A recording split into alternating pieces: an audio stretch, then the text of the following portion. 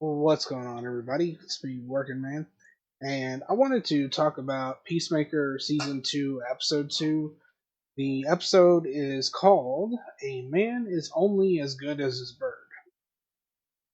I swear, this episode could have been cut, or at least just, you know, tacked into little scenes and added into Episode 3 and Episode 1 or something.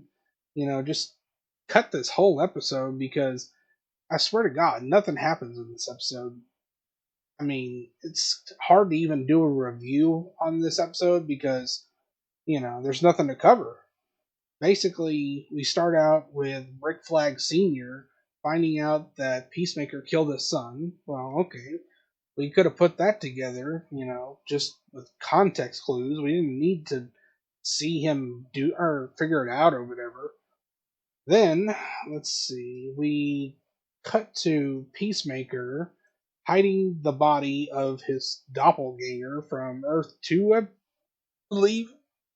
Excuse me, heartburn. So yeah, they do this thing where it's supposed to be funny, I guess, but it's not. He keeps putting the body in this little shelf cupboard thing, and the body just keeps rolling out over and over again. It goes on for like, I don't know, probably 5 minutes or so. And we see Peacemaker showering and freaking out. He calls Vigilante, tells him, or asks him, he's like, hey, do you still have bone saws and stuff like that? And for some reason, Peacemaker has the Justice Gang logo on his phone, which I thought he hated the Justice Gang. Or, well, I know he wanted to be part of them in season or episode 1, but after he got rejected by him, and also he said that Green Lantern was kind of a douche or something, so I don't know why he would idolize them, but okay, whatever.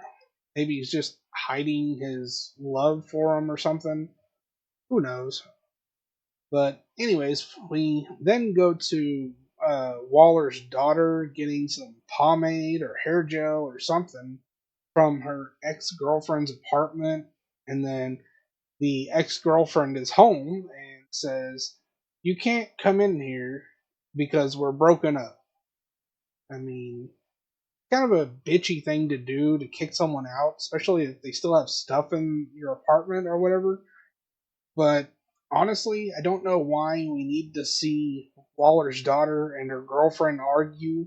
They talk about wanting to live in Gotham, or, well, the girlfriend wants to live in Gotham, whereas Waller's daughter wants to live in whatever town this is. I don't know the name of the town they're in, and become a spy or something, or like a private detective. I don't know. Then we come to Harcourt. She's at a dollar store or CVS or something. She's buying makeup to put on her black eye from when she got her ass beat in the bar. A woman comes up to her and says, "Oh, are you in an abusive relationship?" Harcourt kind of just looks at her and it's like, whatever, kind of ignores her. But the woman keeps pressing her and saying, "It's okay, I know someone who can help you." And Harcourt's like, "I'm not in a relationship with, or I'm not in a relationship, and this isn't what you think it is. And I'm not a mirror for you to sponge off of," or some shit like that. And then we see a guy who works, I guess, in the pharmacy or something. I think he's wearing like a white lab coat, and he's really tall and has red hair. And Harcourt says, "What are you looking at, Beaker?" And the tall kid or whatever, he's like, "Who's Beaker?" And there's a black woman there, and she's like, "Oh, Beaker's a Muppet." And he's like, "Do I look like him?" And the black woman's like, "A little." And the pharmacist is like, "Is that a good thing?" And the black woman says, "No." Really funny stuff. You can tell. Then we see fucking Neckbeard or whatever. He has someone jiggling the door trying to get into his van, and it turns out it is his new partner, the black guy from SNL. His name's Timothy or Timothy something. Hang on, I had it pulled up. Let's see. Tim Meadows. That's it. Tim Meadows. So his partner is Tim Meadows, and I swear to God, it's like they thought Tim Meadows was the funniest fucking person ever because he just keeps saying like joke after joke after joke, and none of them are funny. I mean, I suppose when he called him Ginger Cool, it was kind of funny, but not really because he comes in and Neckbeard is holding a gun at him, but it's in a holster, and Tim Meadows says you can't shoot someone with the gun in the holster, and then he's like, "I'm a nice guy, so I'll show you my badge anyway." And Tim Meadows says, "So what kind of guy are you?" He's like, "Are you a handshake guy, a hugger, or a fist bump?" And Neckbeard's like, "No, I'm not a hugger." He's like, "I'm a head nod kind of guy."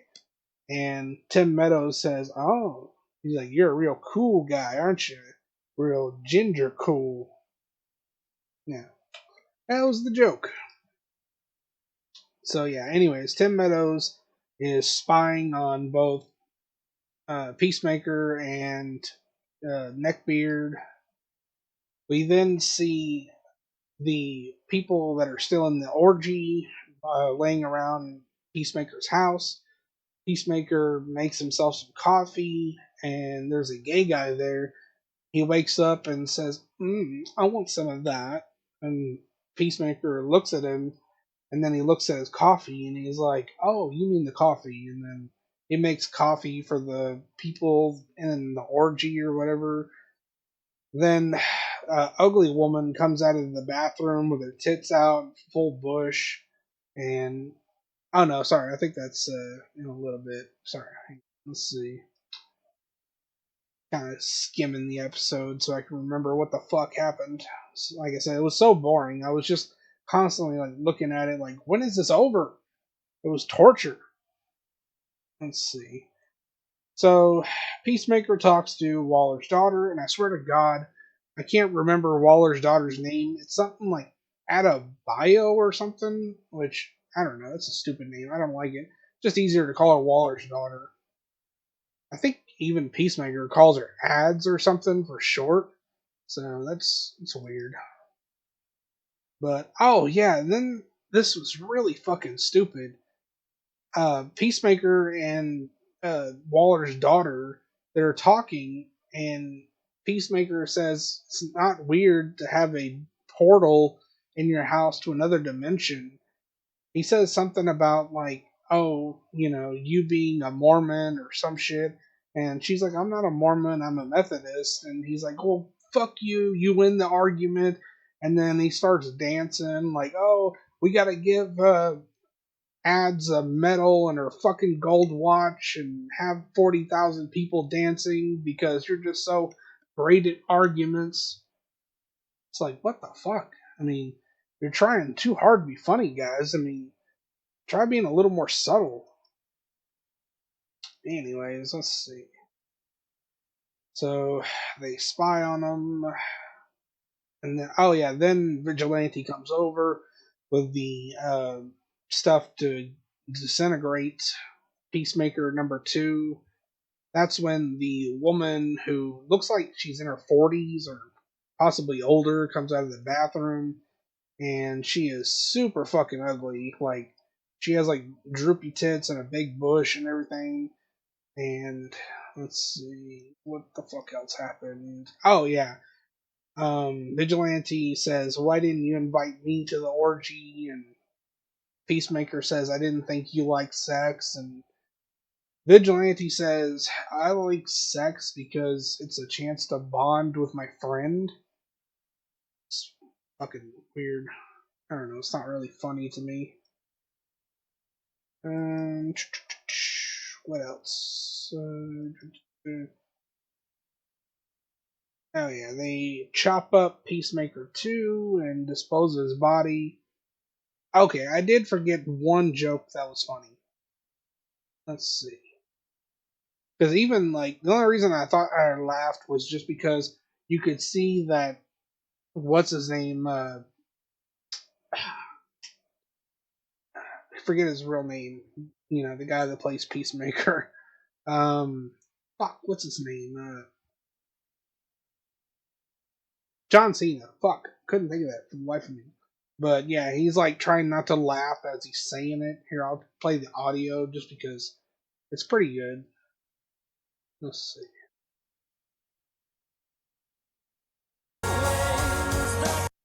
Oof, it's loud. I'm gonna turn it down a smidge.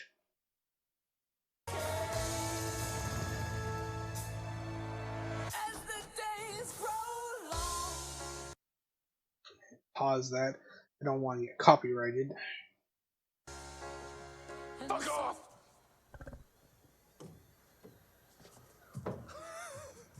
Who's that guy? It's just some rude motherfucker who I say hi to every time and never says hi back. But yeah, it was a little funny, you know, just because the way like he was like kind of breaking like as he was saying it. You know, he's like some rude motherfucker who always never says hi when I say hi back, or well, he never says hi back when I say hi. But even that, like you can see, it's not hilarious, but it was kind of chuckle worthy, I guess. Let's see. So yeah, what the fuck else? Oh yeah, he's got the phone, Peacemaker 2. Fuck, I mean, it feels like it just goes on forever and ever and ever. It's like, really? I mean, come on. Okay, so we got Tim Meadows and his group of people that are gonna break into Peacemaker's house to look for the portal to the other dimensions. And the guy from She-Hulk is in this episode. He plays one of the crew or whatever. He's the guy that played the frog or whatever from She-Hulk. I don't really know what his name is or who he is. I assume he's somewhat famous. So, anyways, oh yeah, and there's a bald chick there, and basically Tim Meadows just calls everybody by nicknames. The bald chick he calls Tits. He calls one guy Encino Man. Calls the other guy Pony Boy or something. So yeah, swear to God, so not funny. Oh yeah, here we go. And then we get to the roof party. I mean, I swear to God, this scene right here. Oh my God, I hated it so much. It was not even like it's not that it was like woke bad. It was just boring, horribly boring, just bad. Like the cast. Where the fuck did the chemistry go? I mean, they didn't have much in season one, but they had some. Here, they act like five people from five different backgrounds trying to get together and be friends, and it's just super awkward and cringe. Oh my god.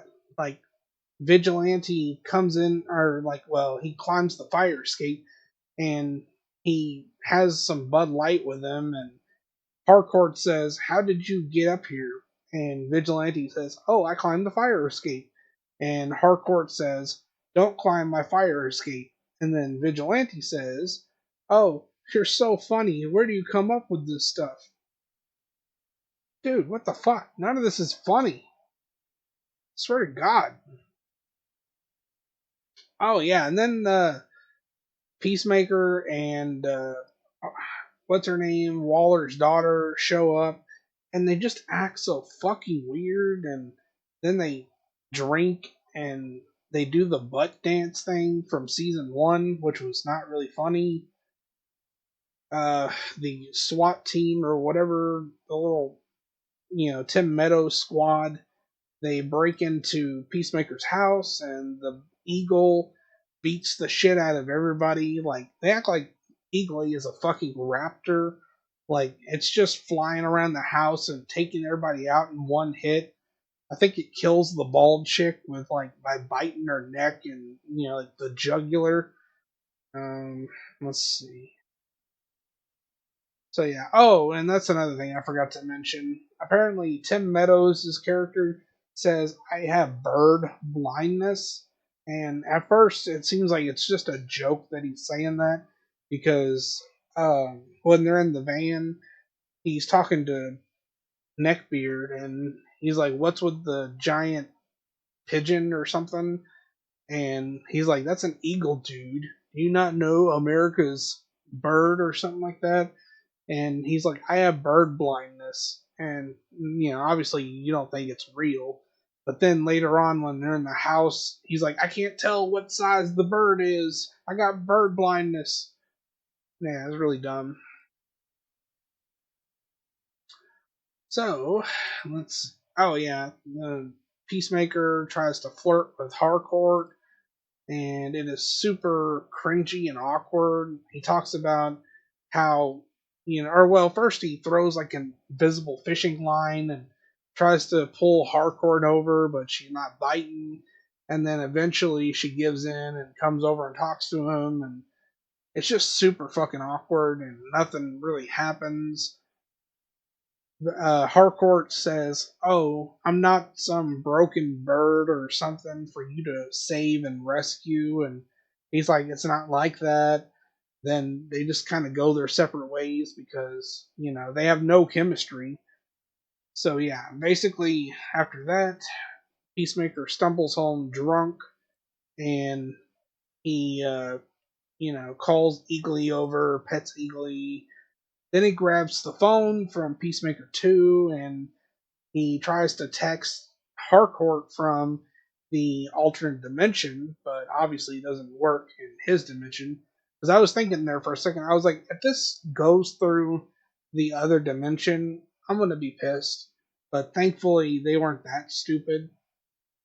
So basically, he stumbles over drunk to the other dimension, and every time he opens up the dimension, he could get in trouble because I don't know. That's what Waller's daughter said. That basically they're watching him, and every time he opens up the dimension, something bad could happen or something. I guess it's kind of like the Lex Luthor thing from Superman. Phew. Anyways, so he goes over there, texts Harcourt, and says, "Hey." She texts back, "Hey," with a little broken heart, and we hear Peacemaker's dad screaming about like, "Where's my son? There's blood everywhere, and he's been gone for a long time." And so I'm guessing, Peacemaker's just gonna be like, "I'm here, Dad. I'm fine," and probably come up with some bullshit about the blood and all that. He says something about like pills or something. I don't know like what kind of pills they're talking about, but I don't know. I guess we'll figure it out. Anyways, so yeah, that's pretty much all that happened in episode 2. It was nothing. It was boring. It was just talking and emotions. Man, it sucked. I guess that's it. I mean, I don't know what else to say. I mean, like I said, I'm not hating on the show. I want it to be good. I like superhero shit. I like DC. I thought I liked James Gunn, but I don't know. I mean, he's not really doing too good these days. I mean, I really enjoyed when he did Guardians of the Galaxy, but now it's like, man, lately your stuff hasn't been that good. Like, the music has really been really bad. Like, Superman, the music in Superman was awful. And then the music here in Peacemaker has been awful. Like that opening song, I hate it so much. I don't know what the hell's going on with James Gunn, but he needs to really get some better taste in music. I mean, did somebody pick out the music for him when he did Guardians of the Galaxy? I need some water. Throat's a little dry. But yeah, I guess that's gonna be it. This episode's a 1 out of 10, guys. I would recommend skipping it, but if you want to get caught up, I mean, you can watch it. Really doesn't make a difference. I mean, it's just bad. It's just really bad. Anyways, I hope you guys enjoyed the video. Um, Hopefully, I didn't say too much. I'm trying to work on that. Anyways, I'll see you guys later. Peace.